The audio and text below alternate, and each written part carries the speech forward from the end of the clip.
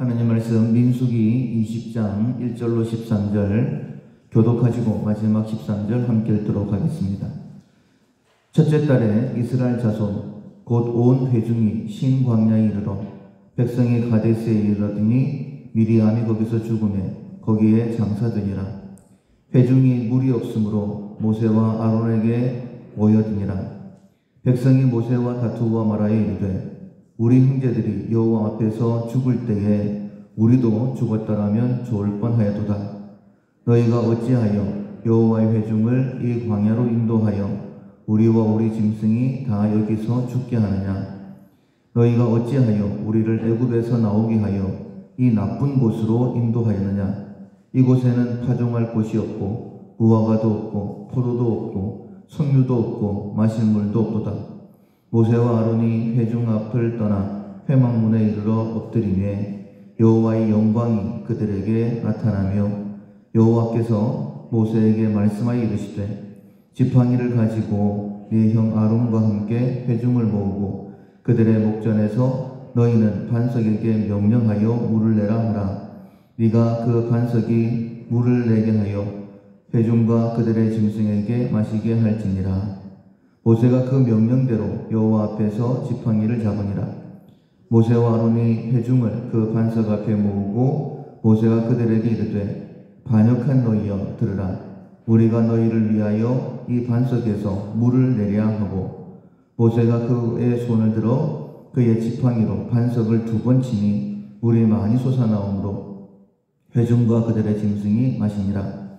여호와께서 모세와 아론에게 이르시되 너희가 나를 믿지 아니하고 이스라엘 자손의 목전에서 내 거룩함을 나타내지 아니함으로 너희는 이 회중을 내가 그들에게 준 땅으로 인도하여 드리지 못하리라 하시니라. 이스라엘 자손이 여호와와 다투었으므로 이를 무리바 하니라. 여호와께서 그들 중에서 그 거룩함을 나타내셨더라. 아멘. 하나님의 권능을 받는다라는 제목으로 함께 은혜의 말씀을 나누겠습니다. 10월 우리가 훈련하는 품성은 덕입니다. 하나님의 뜻 안에서 베푸는 성품입니다. 하나님께서는 우리가 하나님의 능력을 받아서 또 하나님의 풍성하심으로 세상을 섬기기를 원하십니다. 아브라함, 우리의 믿음의 조상이죠. 하나님께서 아브라함을 부르실 때에 너는 복이다. 특별히 복의 통로다라고 그렇게 말씀을 하십니다.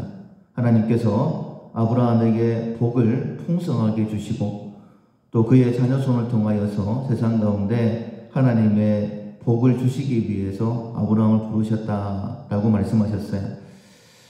아브라함이 그렇게 부름을 받은 것처럼 우리들 역시도 마찬가지입니다. 통로로 사용하기를 원하시는 거예요.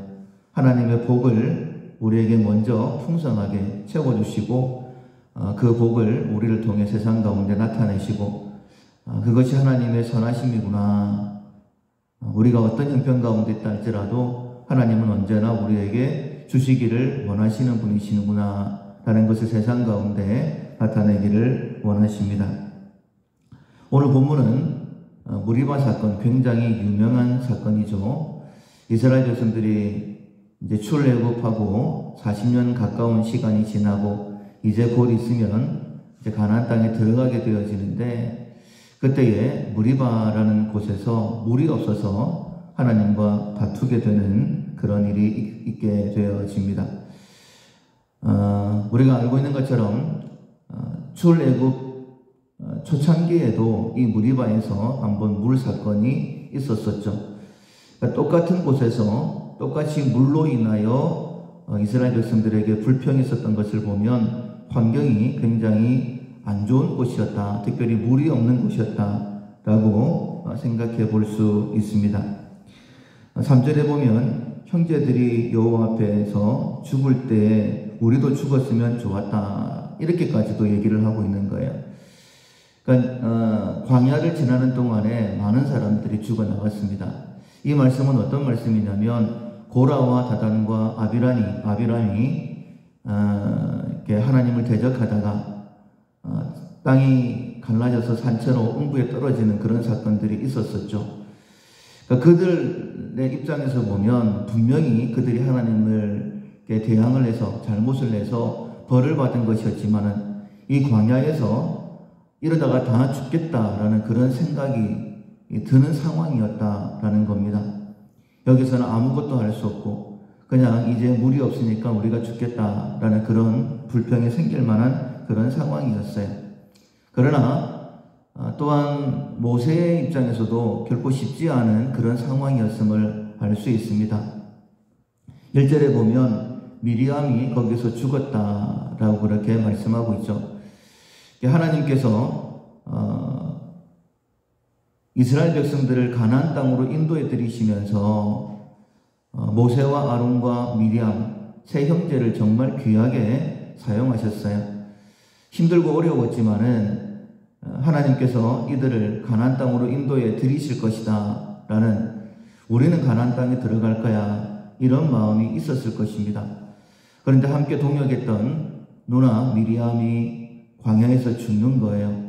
이런 충격이 아마 모세와 아론에게 있었을 것입니다.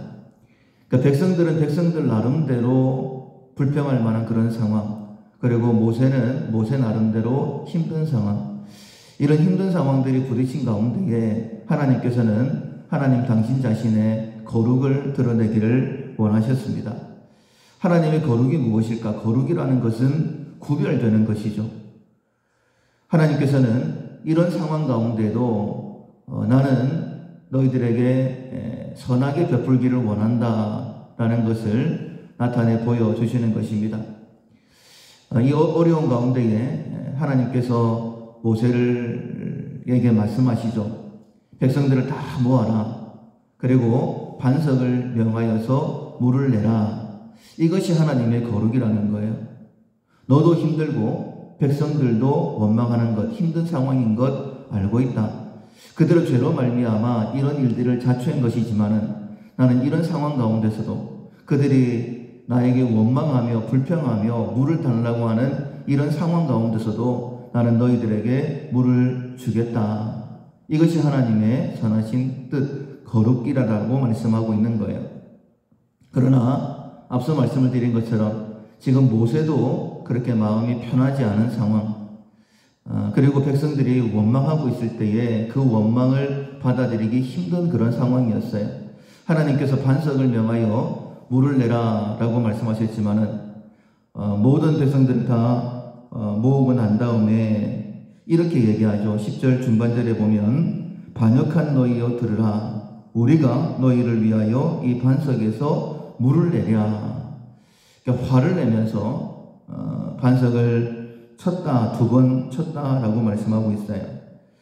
이에 대해서 12절에 보면 12절 중반절에 하나님께서 이렇게 말씀하시죠. 너희가 나를 믿지 아니하고 이스라엘 자손의 목전에서 내 거룩함을 나타내지 아니하였다라고 말씀하고 있어요. 자, 모세가 하나님을 믿지 못했습니다. 그리고 이스라엘 백성들에게 거룩함을 드러내지를 못했어요.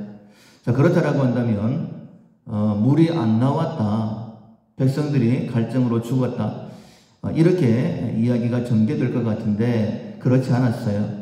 그럼에도 불구하고 하나님께서는 반석에서 물이 많이 솟아나오게 하시고 백성들로 하여금 충분하게 목을 축이게 해 주셨습니다. 그리고 그렇게 하신 일을 통하여서 13절 하반절에 보면 여호와께서 그들 중에서 그 거룩함을 나타내셨더라 라고 말씀하고 있어요. 그러니까 모든 상황들을 보면 하나님께서 물을 안 내시고 백성들을 더 힘든 가운데로 그냥 오히려 벌을 내리셔야 되는 그런 상황인 것 같은데 하나님께서는 그럼에도 불구하고 이스라엘 백성들에게 풍족하게 물을 주시는 분, 그럼에도 불구하고 주시는 하나님, 이런 상황이라고 한다면 오히려 징계가 합당한데 그것을 하나님의 거룩이다라고 말씀하고 있습니다. 우리가 어제 새벽에도 함께 말씀을 나누었지만은 하나님께서는 우리를 위하여서 당신 자신을 십자가에 내어 놓으셨어요. 그 사랑을 우리가 하나님의 신비한 능력이다라고 말씀을 들었었고 그 신비한 능력을 통하여서 우리 또한 베푸는 삶을 살아야 된다라고 말씀을 들었습니다. 하나님께서는요, 내가 거룩하니 너희들도 거룩하라 라고 말씀을 하셨죠. 그럼에도 불구하고 베푸시는 그 하나님의 거룩, 그것처럼 여러 가지 상황이 내가 도와줄 수 없는, 베풀어 줄 수 없는 그런 상황이라 할지라도 하나님의 뜻 안에서 베푸는 것, 그것이 우리의 거룩이다. 내가 거룩한 것처럼 너희들 또한 그런 삶을 살아야 된다라고 말씀하시는 거예요. 누군가가 우리에게 도움을 청할 때에 우리는 쉽게 다른 사람을 판단합니다. 왜 그렇게 살았어? 내가 이번에 도와준다고 해서 그 사람이 달라질까? 이런저런 핑계를 대면서 도와주지 않는 우리의 모습을 봅니다. 로마서 14장 1절에 보면 믿음에 약한 자를 너희가 받되 그의 약함을 비판하지 말라라고 말씀하셨죠. 또한 15장 1절에도 보면 믿음이 강한 우리는 마땅히 믿음이 약한 자의 약점을 담당하고 자기를 기쁘게 하지 아니할 것이니라. 비판하지 말면서 그 사람을 도와줘야 된다라고 그렇게 말씀하고 있는 거예요. 만약에 누군가가 우리에게 도움을 요청할 때에 지금 무리바에서의 상황이 안 좋습니다. 백성들의 상황도 안 좋고 모세의 상황도 안 좋습니다. 그러나 하나님께서는 그 가운데에서 모세를 통하여 하나님의 거룩하심을 드러내기를 원하시는 것처럼 누군가가 나에게 도움을 요청할 때에 그 사람의 상황도 안 좋을 수 있고, 안 좋으니까 도움을 요청하는 거겠죠. 나의 상황도 안 좋을 수 있습니다. 그것과는 상관없이 하나님께서는 비판하지 말고 네가 도울 수 있는 것만큼 힘써 도와줘라 라고 말씀하시는 거예요. 그것이 거룩이다. 내가 아브라함을 부른 것처럼 내가 너를 부른 목적이다. 그 일을 통하여서 나의 거룩함을 드러내라 라고 말씀하시는 것이죠. 비판하지 말아야 되는 이유는 무엇이냐면 내가 그 사람을 세우는 것이 아니라 그 사람을 바꾸는 것은 하나님이시기 때문입니다. 로마서 14장 4절에 보면 남의 하인을 비판하는 너는 누구냐?